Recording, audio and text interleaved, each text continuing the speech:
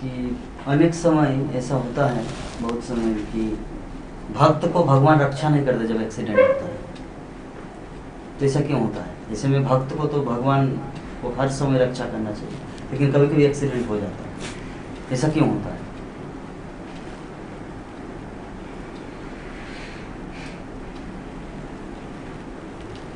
ठीक है,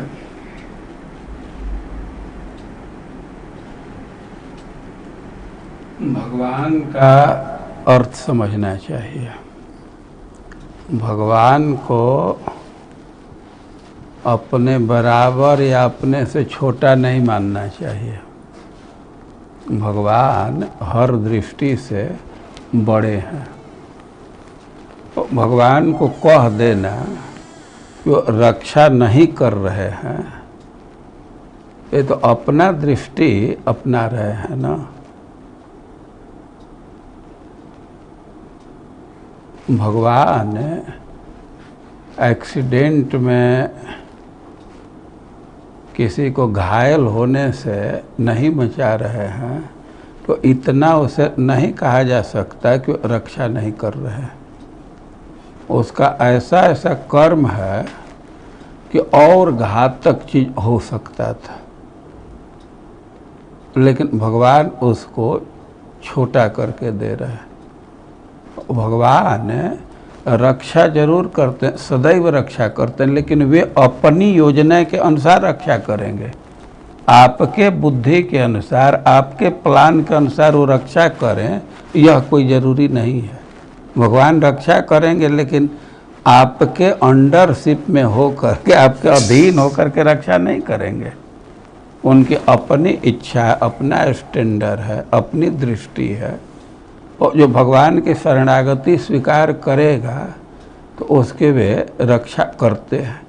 अब रक्षा करने का क्या उनका विधि है, क्या उनकी योजना है, साधारण व्यक्ति क्या विद्वान व्यक्ति भी उसको नहीं समझ पाता है।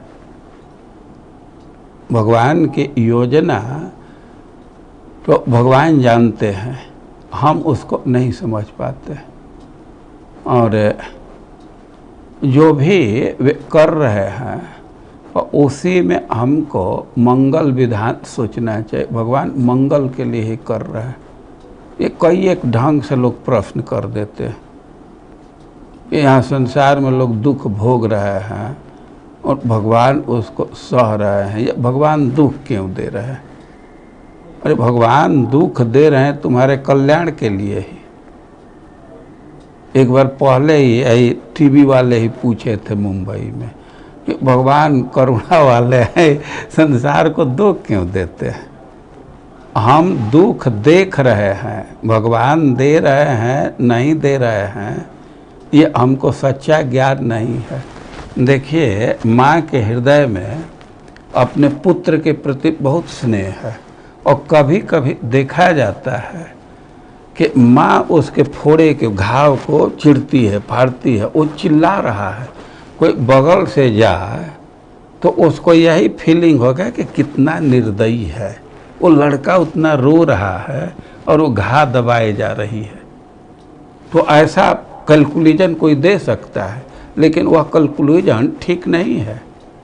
माँ के हृदय में दया है, दया से, स्नेह से वो चालित हो करके और बच्चे के फोड़ा को फोड़ रही है। बच्चा रो रहा है, लेकिन यह नहीं कह सकते कि वो बच्चे की रक्षा नहीं कर रही है, उसी से मंगल होगा। तो अपने कर्म फल का पहले एक वो क्या कहते हैं, ये बड़ा इकोनॉमिक्स में चलता है, ऑडिट करा लीजिए। अपने कर्म फल का पहले ऑडिट करा करके, उसका ऑडिट रिपोर्ट ले करके अब तब मिलान कीजिए कि भगवान रक्षा किए कि नहीं किए।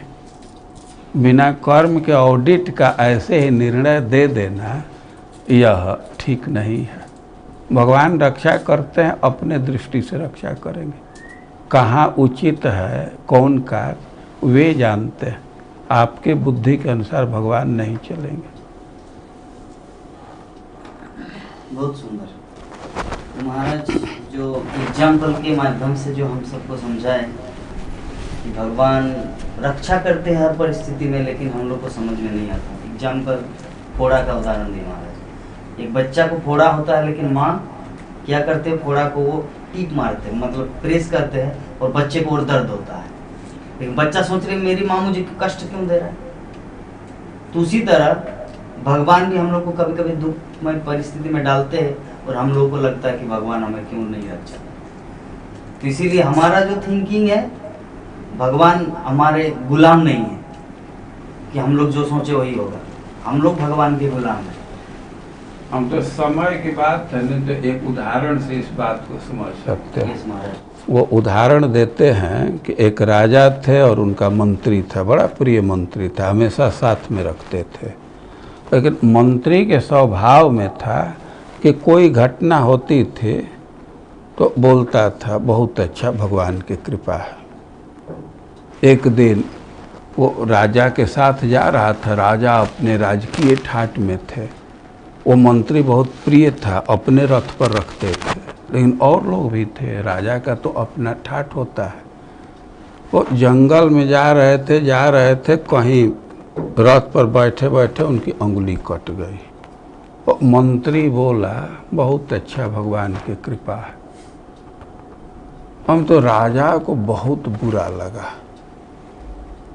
राजा लोगों का विश्वास नहीं होता है कब बदल जाएंगे। बहुत प्रिय मंत्री था, बहुत सम्मान देते थे, लेकिन एक वाक्य सुनकर हमारी अंगुली कट रही है और यह कह रहा है कि बहुत अच्छा, भगवान की कृपा है, तुरंत उसको सस्पेंड किए। सस्पेंड ही नहीं, कहे कि इसको जेल में डाल दो। राजा का पावर होता है, तो ऑर्डर किए कि इसको जेल में डाल दो।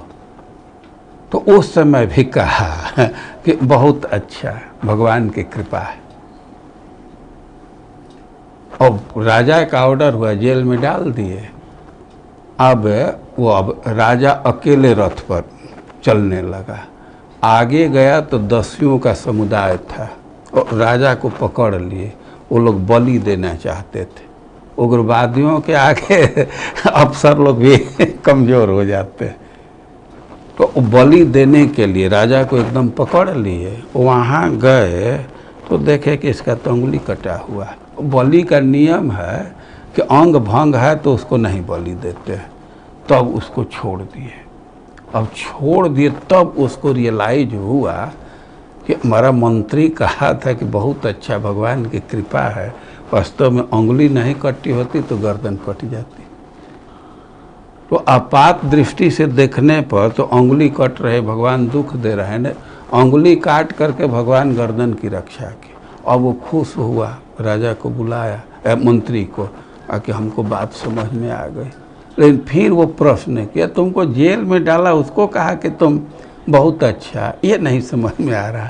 अब मंत्री कहा कि अरे आपका तो अंगुली कटी थी, आपको छोड़ दिया, और हमारी तो अंगुली नहीं कटी थी ना, हम होते तो हमको बलि दे देता, तो हमको तो जेल में डाल करके भगवान हमारी रक्षा कर लिए ना।